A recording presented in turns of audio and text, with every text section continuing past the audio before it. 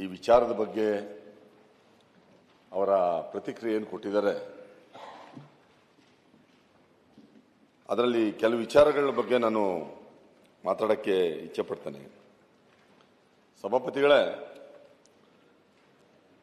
ಅನೂರು ಇರ್ಬೋದು,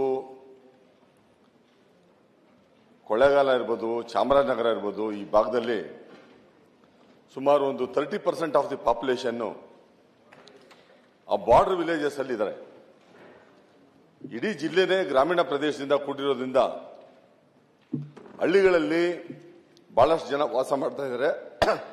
ಅವರು ವ್ಯವಸಾಯಕ್ಕಿರ್ಬೋದು, ಇಲ್ಲಾಂದ್ರೆ ದನ ಕರುಗಳು ಮೇಯಿಸಕ್ಕಿರ್ಬೋದು, ಇದಕ್ಕೆಲ್ಲ ಅವಲಂಬಿಸಬೇಕಾಗಿರೋದು ಕಾಡನ್ನ.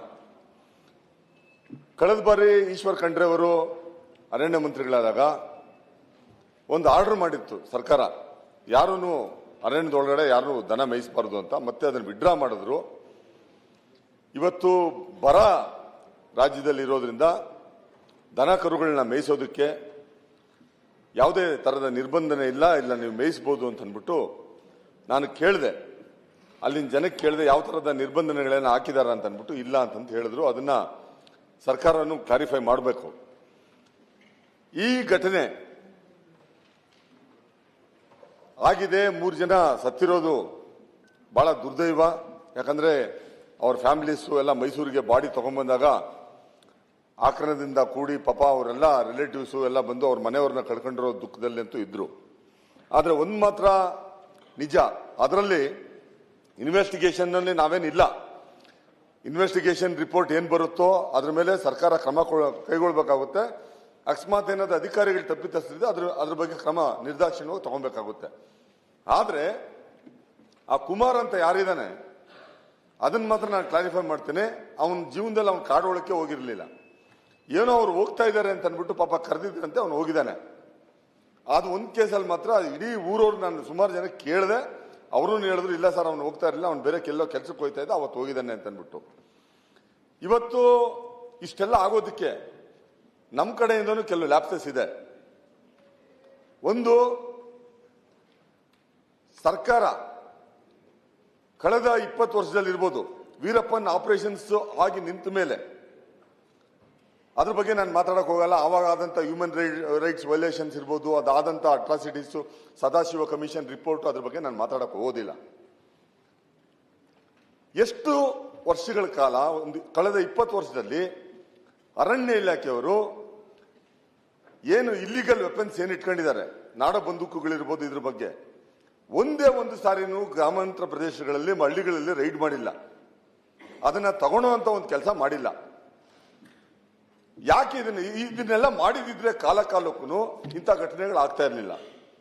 ಎರಡನೇದಾಗಿ, ಆಂಟಿ ಪೋಚಿಂಗ್ ಕ್ಯಾಂಪ್ಸ್ ಏನಿತ್ತು ಅದನ್ನ ಇನ್ನಷ್ಟು ಫರ್ದರ್ ಸ್ಟ್ರೆಂಥನ್ ಮಾಡಬೇಕಾಗಿತ್ತು. ಇವತ್ತು ಮೆನ್ ಇಲ್ಲ. ಇವರು ಯಾರನ್ನ ಡಿಪೆಂಡ್ ಆಗಿದ್ದಾರೆ, ಎಲ್ಲ ಡೈಲಿ ವೇಜಸ್ ನ ತಗೊಳೋದು, ಅಲ್ಲಿ ಲೋಕಲ್ ಟ್ರೈಬಲ್ಸ್ ನ ತಗೊಳೋದು. ಆಂಟಿ ಪೋಚಿಂಗ್ ಕ್ಯಾಂಪ್ಸ್ ನಡೆಸಬೇಕಂದ್ರೆ ಅದಕ್ಕೆ ಆದಂತ ಪ್ರೊಫೆಷನಲ್ಸ್ ಇರಬೇಕು. ಅದು ರಿಕ್ರೂಟ್ಮೆಂಟ್ ಮಾಡಬೇಕಾಗಿತ್ತು. C&R ರೂಲ್ಸ್ ಅಮೆಂಡ್ಮೆಂಟ್ ಮಾಡಿದ್ದಾರೆ, ಟ್ರೈಬಲ್ಸ್ಗೆ ಕೊಡಬೇಕು ಫಾರೆಸ್ಟ್ ಡಿಪಾರ್ಟ್ಮೆಂಟ್ ಅಲ್ಲಿ ಅಂತ. ಅದನ್ನ ರಿಕ್ರೂಟ್ಮೆಂಟ್ ನ ಮಾಡಿಲ್ಲ. ಮೂರನೇದು, ಏನು ಕ್ಯಾಮ್ರಾಗಳು ಫಿಕ್ಸ್ ಮಾಡಬೇಕಾಗಿತ್ತು ಫ್ರಿಂಜ್ ಆಫ್ ದಿ ಫಾರೆಸ್ಟ್ ಅಲ್ಲಿ, ಕ್ಯಾಮ್ರಾಗಳು ಜಾಸ್ತಿ ಹಾಕಿಲ್ಲ. ಇವತ್ತು ಕ್ಯಾಮ್ರಾಗಳೇನಾದ್ರೂ ಫ್ರಿಂಜ್ ಆಫ್ ದಿ ಫಾರೆಸ್ಟ್ ಅಲ್ಲಿ 1 ಕಿಲೋಮೀಟರ್ 2 ಕಿಲೋಮೀಟರ್ ಏನಾದ್ರೂ ಹಾಕಿದ್ದಿದ್ರೆ ಇವರು ಹೋಗೋದು ಬರೋದನ್ನೆಲ್ಲ ಟ್ರ್ಯಾಕ್ ಮಾಡೋದಕ್ಕೆ ಅವಕಾಶ ಇದೆ. ಬಹಳಷ್ಟು ಕಡೆ ಹಾಕಿದ್ದಾರೆ, ಇಲ್ಲ ಅಂತಲ್ಲ. ಆದ್ರೆ ಯಾಕಂದ್ರೆ ಸರ್ವೆಲೆನ್ಸ್ ಬೇಕು. ನಾಲ್ಕನೇದಾಗಿ, ಪೊಲೀಸ್ ಡಿಪಾರ್ಟ್ಮೆಂಟ್ಗೂ ಫಾರೆಸ್ಟ್ ಡಿಪಾರ್ಟ್ಮೆಂಟ್ಗೆ ಕೋಆರ್ಡಿನೇಷನ್ ಅಲ್ಲಿ ಕಾಣ್ತಾ ಇಲ್ಲ. ಏನಾಗಿದೆ, ಬಾರ್ಡರ್ ವಿಲೇಜಸ್ ಅಲ್ಲಿ ಈ ಅಮಾಯಕರನ್ನ ಯೂಸ್ ಮಾಡ್ಕೊಂಡು ಇಂಟರ್ ಸ್ಟೇಟ್ ಬಾರ್ಡರ್ಸ್ ಅಲ್ಲಿ ಕೆಲವು ಆಕ್ಟಿವಿಟೀಸ್ ನಡೀತಾ ಇರ್ತವೆ. ಅದನ್ನ ಯಾರು ಕಂಟ್ರೋಲ್ ಮಾಡ್ತಾ ಇಲ್ಲ. ಇನ್ಫ್ಯಾಕ್ಟ್ ನಾವು ಹೇಳಬೇಕು ಅಂತಂದ್ರೆ, ಮಾನ್ಯ ಮುಖ್ಯಮಂತ್ರಿಗಳಿಗೆ ಆ ಪ್ರಶ್ನೆನೇ ಕೊಟ್ಟಿದ್ದೀನಿ ನಾನು. ಇಲ್ಲೆಲ್ಲೂ ಕಮರ್ಷಿಯಲ್ ಟ್ಯಾಕ್ಸ್ ಚೆಕ್ ಪೋಸ್ಟ್ಗಳಿಲ್ಲ. ಅಂದ್ರೆ ಇಂಥ ಜನನ ಅಮಾಯಕರನ್ನ ಯೂಸ್ ಮಾಡ್ಕೊಂಡು, ಅಂತ ರಸ್ತೆಗಳನ್ನ ಯೂಸ್ ಮಾಡ್ಕೊಂಡು ಏನು ಇಲ್ಲಿಗಲ್ ಟ್ರಾನ್ಸ್ಪೋರ್ಟ್ ಮಾಡ್ಬೇಕಂತಿದ್ದಾರೆ, ಅದೆಲ್ಲ ಆಗ್ತಾ ಇರ್ತದೆ. ನಾನು ಹೇಳೋದಿಷ್ಟೇನೆ, ಆ ಭಾಗದಲ್ಲಿ ಹಬ್ಬ ಹರಿದಿನಗಳು ಬಂದ್ರೆ, ಅಮಾವಾಸ್ಯೆ ಬಂದ್ರೆ ಈಗ ಬಹಳಷ್ಟು ಕಡಿಮೆ ಆಗಿದೆ, ಇಲ್ಲ ಅಂತ ನಾನು ಹೇಳ್ತಾ ಇಲ್ಲ. ಒಂದು ಕಾಲ ಇತ್ತು ಫೋನಲ್ಲಿ ಹೇಳ್ಬಿಟ್ರೆ ಇಂಥ ಮಾಂಸ ಬೇಕು ಅಂದ್ರೆ ಅಂತ ಮಾಂಸ ಬರೋದು. ಈಗ ಅದು ಕಡಿಮೆ ಆಗಿದೆ, ಗಣನೀಯವಾಗಿ ಕಡಿಮೆ ಆಗಿದೆ. ಇಲ್ಲ ಅಂತಲ್ಲ ನಾನು, ಎಲ್ಲರೂ ಪೋಚರ್ಸ್ ಇದ್ದಾರೆ ಮಾಡ್ತಾ ಇದ್ದಾರೆ ಅಂತ ಹೇಳ್ತಾ ಇಲ್ಲ ನಾನು. ಅಂದ್ರೆ ಸಣ್ಣ ಪುಟ್ಟದ್ದು ಈ ತರ ಬಂದಾಗ ಈ ತರ ಹಂಟಿಂಗ್ ಮಾಡೋದು 1-2 ಕೇಸಸ್ ಇರ್ಬೋದು, ಇಲ್ಲ ಅಂತಲ್ಲ ನಾನು ಹೇಳ್ತಾ ಇಲ್ಲ. There are professional hunters, criminals. ಒಂದು ಉದಾಹರಣೆ ಹೇಳ್ತೀನಿ, ಒಂದು ಘಟನೆ ಹೇಳ್ತೀನಿ ಸಭಾಪತಿಗಳೇ. ಪಾಲಾರ್ದು ಒಂದು ಇದಿದೆ, ಏನು ನಮ್ಮ ಕರ್ನಾಟಕಗೆ ಮತ್ತೆ ತಮಿಳುನಾಡಿಗೆ ಒಂದು ಪಾಲಾರ್ ಬ್ರಿಡ್ಜ್ ಅಂತಿದೆ, ಮಾದೇಶ್ವರನ ಬೆಟ್ಟದ ತುದಿಯಲ್ಲಿ. ಅದೇ ನಮ್ಮ ಬಾರ್ಡರ್ ಲಾಸ್ಟು. ಎಷ್ಟು ಪೋಚರ್ಸ್ ಎಷ್ಟು ಹೆಂಗಿದ್ದಾರೆ ಅನ್ನೋದಕ್ಕೆ, ಅಂದ್ರೆ ಇಲ್ಲಿಗೂ ಅಲ್ಲಿಗೆ ಬಹಳ ಜಾಗ್ರಫಿಕಲಿ ಬಹಳ ಡಿಸ್ಟೆನ್ಸ್ ಇದೆ, ಪಕ್ಕದ ಊರೇನಲ್ಲ ಅದು. ನಮ್ಮ ಚೆಕ್ ಪೋಸ್ಟ್ ನ ಹೊಡೆದಾಕಿ, ಆಫೀಸರ್ಸ್ ಗಾಡಿಗೆ ಬೆಂಕಿ ಹಾಕಿ, ಒಳಗಡೆ ರಾಜಾರೋಷ ಬಂದು ಹಂಟಿಂಗ್ ಮಾಡ್ಕೊಂಡು ತಗೊಂಡೋಗ್ತಾ ಇದ್ರು. ನಾನು ಮಾನ್ಯ ಮಂತ್ರಿಗಳಲ್ಲಿ ಕೇಳೋದಿಷ್ಟೇ, ಗಡಿಪಾರು ಮಾಡೋದಕ್ಕೆ ಕೆಲವು ಅರ್ಜಿಗಳಿತ್ತು. ಲೋಕಲ್ ತಹಸೀಲ್ದಾರ್ಗಳು ಯಾಕೆ ಇನ್ನೂ ಅವ್ರಿಗೆ ಪರ್ಮಿಷನ್ ಕೊಟ್ಟಿಲ್ಲ? ಇಬ್ಬರು 3 ಜನದ್ದು ಬಹಳ ದೊಡ್ಡ ಕ್ರಿಮಿನಲ್ಸ್ಗೆ ಗಡಿಪಾರು ಮಾಡಬೇಕು ಅಂತ ಅಂದ್ಬಿಟ್ಟು ರಿಕ್ವೆಸ್ಟ್ ಬಂದಿತ್ತು ಫಾರೆಸ್ಟ್ನವರಿಂದ. ಕಂಟ್ರೋಲ್ ಮಾಡಕ್ಕಾಗ್ತಾ ಇರಲಿಲ್ಲ, ಈಗಲೂ ಕಂಟ್ರೋಲ್ ಮಾಡಕ್ಕಾಗಿಲ್ಲ. ಆನೆ ಪೌಚಿಂಗ್ ಮಾಡ್ತಾರೆ, ಎಲ್ಲಾ ತರದ ಪೌಚಿಂಗ್ ಮಾಡ್ತಾರೆ ಪಾಲಾರ್ ಕಡೆ ಮಾದೇಶ್ವರನ ಬೆಟ್ಟದ ತುದಿಯಲ್ಲಿ. ಅದನ್ನ ಯಾಕೆ ತಹಸೀಲ್ದಾರ್ಗಳು ಅದ್ರ ಮೇಲೆ ಕುಂತಿದ್ದಾರೆ ಇನ್ನು? ಅದನ್ನ ಯಾಕೆ ಇನ್ನು ಪರ್ಮಿಷನ್ ಕೊಟ್ಟು ಅವ್ರನ್ನ ಹೊರಗಡೆ ಹಾಕಿಲ್ಲ? ಈ ತರದ ಘಟನೆಗಳನ್ನ ನಾವು ಕ್ರಮಗಳನ್ನ ತಗೊಂಡಿದ್ರೆ ಇಂಥ ಸ್ಥಿತಿ ಬರ್ತಾ ಇರಲಿಲ್ಲ. ಇವತ್ತು ಏನಾಗಿದೆ, ಮಾನ್ಯ ವಿರೋಧ ಪಕ್ಷದ ನಾಯಕರು ಹೇಳ್ದಂಗೆ ಅವ್ರಿಗೆಲ್ಲ 45-50 ಏಜ್ ಇರ್ಬೋದು. ನಾನು ಹೇಳೋದೇನಂತಂದ್ರೆ, ನೀವು ದಯಮಾಡಿ ಇದಕ್ಕೆ ಏನು ಎನ್ಕ್ವೈರಿ ಮಾಡ್ತಾ ಇದ್ದೀರಿ, ಅದು ಎನ್ಕ್ವೈರಿ ಆಗ್ಲಿ. ಏನು ತಪ್ಪಿತಸ್ಥರಾಗಿದ್ರೆ ನೀವೇನು ಇಷ್ಟು ಕೊಡಿ ಅಷ್ಟು ಕೊಡಿ ಅಂತ ನಾವು ಡಿಮ್ಯಾಂಡ್ ಮಾಡೋಕ್ಕಾಗಲ್ಲ. If they are innocent, if they are found they are innocents, government should chip in. At the same time ನೀವು ಅರಣ್ಯ ಇಲಾಖೆಯವರು, ಯಾಕಂತಂದ್ರೆ ಈ ಕಡೆ ಈಸ್ಟರ್ನ್ ಘಾಟ್ ಇಂದ ವೆಸ್ಟರ್ನ್ ಘಾಟ್ ಬಿಆರ್ ಹಿಲ್ಸ್ ಪ್ರಾರಂಭ ಆದ್ರೆ ನೀವು ಈಸ್ಟರ್ನ್ ಘಾಟ್ ಇರ್ಬೋದು, ಇಲ್ಲ ವೆಸ್ಟರ್ನ್ ಘಾಟ್ ಇರ್ಬೋದು. ಇವತ್ತು 1,500 ಆನೆಗಳಿದಾವೆ ನಾಗರಹೊಳೆಯಲ್ಲಿ. ಇವತ್ತು ಏನಾದ್ರು ಕಬಿಡಿಯಲ್ಲಿ ಏನಾದ್ರು ಈಗ ಸ್ವಲ್ಪ ನೀರು ಬಂದಿದೆ, ಇಲ್ಲ ಅಂದಿದ್ರೆ ಒಂದೇ ಸಾರಿ 600 ಆನೆ 700 ಆನೆ ನೋಡ್ಬೋದಾಗಿತ್ತು. ಇವತ್ತು ಟೆರಿಟರಿ ಏನಿತ್ತು ಅದು ಟೈಗರ್ ಇರ್ಬೋದು, ಇಲ್ಲಾಂದ್ರೆ ಎಲಿಫೆಂಟ್ ಇರ್ಬೋದು, ಎಲ್ಲ ಜಾಸ್ತಿ ಆಗಿದೆ. ಯಾಕೆ ಅಂತಂದ್ರೆ ಇವತ್ತು ನೀವೇನಾದ್ರೂ ಬಂಡೀಪುರಕ್ಕೆ ಇಲ್ಲಾಂದ್ರೆ ನಾಗರಹೊಳೆಗೆ ಸಫಾರಿಗೆ ಹೋದ್ರೆ ಏನು ಫಾರೆಸ್ಟ್ ಪಕ್ಕದಲ್ಲೇನೆ ಉಳ್ತಾ ಇದ್ದಾರೆ. 16 ಎಕರೆಗಳಲ್ಲಿ ವ್ಯವಸಾಯ ಮಾಡ್ಕೊಂಡು ಫೆನ್ಸಿಂಗ್ ಪಕ್ಕ ಹಾಕೊಂಡು ವ್ಯವಸಾಯ ಮಾಡ್ತಾ ಇದ್ದಾರೆ.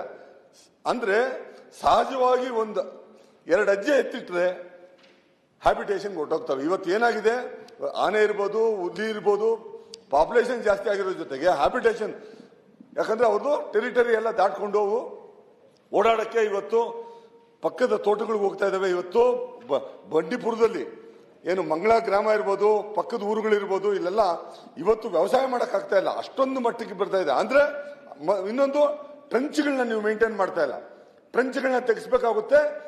ಈ ಜನವರಿ ಫೆಬ್ರವರಿ ಆದ್ಮೇಲೆ ಬಹಳ ದೊಡ್ಡ ಚಾಲೆಂಜ್ ಇವತ್ತು ಏನಾದಿದ್ರೆ ಅದು ರಾಮಲಿಂಗಾರೆಡ್ಡಿ ಸಾಹೇಬರು ಮಾತ್ರ. ಯಾಕೆ ಅಂತಂದ್ರೆ ಕಾಡಲ್ಲಿ ನೀರು ಕಡಿಮೆ ಆಗುತ್ತೆ, ಮೇವಿರಲ್ಲ, ಪ್ರಾಣಿಗಳು ಹೊರಗಡೆ ಬರ್ತವೆ, ಇದು ಬಹಳ ದೊಡ್ಡ ಸಮಸ್ಯೆ ಆಗುತ್ತೆ. ದಯಮಾಡಿ ಸೋಲಾರ್ ಪಂಪ್ಗಳನ್ನ ನೀವು ಜಾಸ್ತಿ ಅಳವಡಿಸಬೇಕು. ಅಳವಡಿಸಿದ ಅದನ್ನ ನೀರು ಸಿಕ್ಕಂಗ್ ಮಾಡಬೇಕು, ಮೇವು ಸಿಕ್ಕಂಗ್ ಮಾಡಿದ್ರೆ ಮಾತ್ರ ಇದನ್ನ ಕಂಟ್ರೋಲ್ ಮಾಡೋಕ್ಕಾಗುತ್ತೆ. ಇಲ್ಲಾಂದ್ರೆ ಮ್ಯಾನ್ ಅನಿಮಲ್ ಕಾನ್ಫ್ಲಿಕ್ಟ್ ಇದು ಮಿತಿ ಮೀರುತ್ತೆ. ಹಂಗಾಗಿ ಇವತ್ತು ಏನಾಗಿದೆ ಈ ಘಟನೆ, ಇದ್ರ ಬಗ್ಗೆ ಈಗ ಸರ್ಕಾರ ಏನೋ ತನಿಖೆ ಆರ್ಡರ್ ಮಾಡಿದ್ದಾರೆ. If you are not convinced, if the government is not convinced from the report, let them order. ಏನು ಆ ರಿಪೋರ್ಟ್ ಬಂದ್ಮೇಲೆ ಒಂದು ತೀರ್ಮಾನಕ್ಕೆ ಸರ್ಕಾರ ಬರಬೇಕಾಗುತ್ತೆ. ಏನು ಅಕಸ್ಮಾತ್ ಇನ್ನೋಸೆಂಟ್ಸ್ ಇದ್ರೆ ಅವ್ರಿಗೆ ನೀವು ಪರಿಹಾರ ಕೊಡಬೇಕಾಗುತ್ತೆ.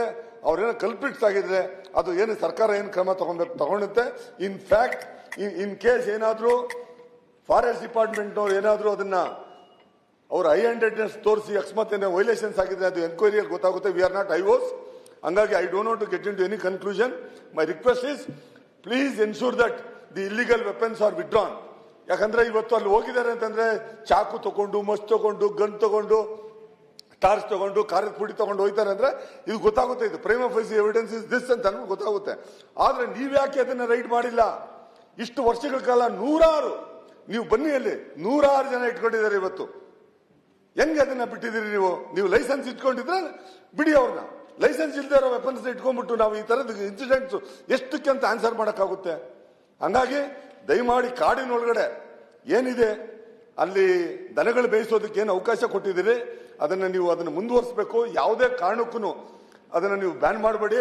ಯಾಕಂದ್ರೆ ಅಲ್ಲಿ ಸಾವಿರಾರು ಜನ ಅದನ್ನ ಆಕಳುಗಳನ್ನ ನಂಬಿ ಬದುಕ್ತಾ ಇರೋದ್ರಿಂದ ಇದನ್ನ ಸರ್ಕಾರ ಇದನ್ನ ಕ್ರಮ ವಹಿಸಬೇಕಾಗುತ್ತೆ. ಹಂಗಾಗಿ ಏನು ಆ ಪೋಸ್ಟ್ ಮಾರ್ಟಮ್ ರಿಪೋರ್ಟ್ ಏನು ಬಂದಿದೆ ಅದ್ರ ಬಗ್ಗೆ ಡಿಸ್ಕ್ಲೋಸ್ ಮಾಡಕ್ ಆಗದೆ ಇದ್ರೇನು ಈಗ ಫರ್ದರ್ ಇನ್ವೆಸ್ಟಿಗೇಷನ್ಸ್ ಕೆಲವು ಆಗ್ತಾ ಇರೋದ್ರಿಂದ ಕೆಲವು ಇನ್ಫಾರ್ಮೇಶನ್ ಹೇಳಕ್ ಆಗ್ಲಿಲ್ಲ. ನಾನು ಆಫೀಸರ್ಸ್ ಕೇಳಿದ್ರೇನು ಇಲ್ಲ ಸರ್ ಇನ್ವೆಸ್ಟಿಗೇಷನ್ ಆಗ್ತಾ ಇದೆ ಅಂತ ಅಂದ್ಬಿಟ್ಟು. ಹಂಗಾಗಿ ಯಾವುದೇ ತರದ ಪ್ರೊಟೆಕ್ಷನ್ ಯಾರನ್ನೂ ನಾವು ಶೀಲ್ಡ್ ಮಾಡದೆ ಒಂದು ನ್ಯಾಯಯುತವಾದಂತ ಒಂದು ತೀರ್ಮಾನಕ್ಕೆ ಸರ್ಕಾರ ಬರಬೇಕಂತ ನಾನು ಹೇಳಿ ನಾನು ಮಾತು ಮುಗಿಸ್ತಾ ಇದ್ದೀನಿ ಸಭಾಪತಿಗಳು. ಮತ್ತಷ್ಟು ವಿಶೇಷ ವಿಡಿಯೋಗಳನ್ನು ನೋಡಲು ಮತ್ತು ಹೊಸ ವಿಡಿಯೋಗಳ ಬಗ್ಗೆ ತಿಳಿಯಲು ಈ ದಿನ .com ಯೂಟ್ಯೂಬ್ ಚಾನೆಲ್ ಸಬ್ಸ್ಕ್ರೈಬ್ ಮಾಡಿ ಮತ್ತು ಬೆಲ್ ಐಕಾನ್ ಕ್ಲಿಕ್ ಮಾಡಿ.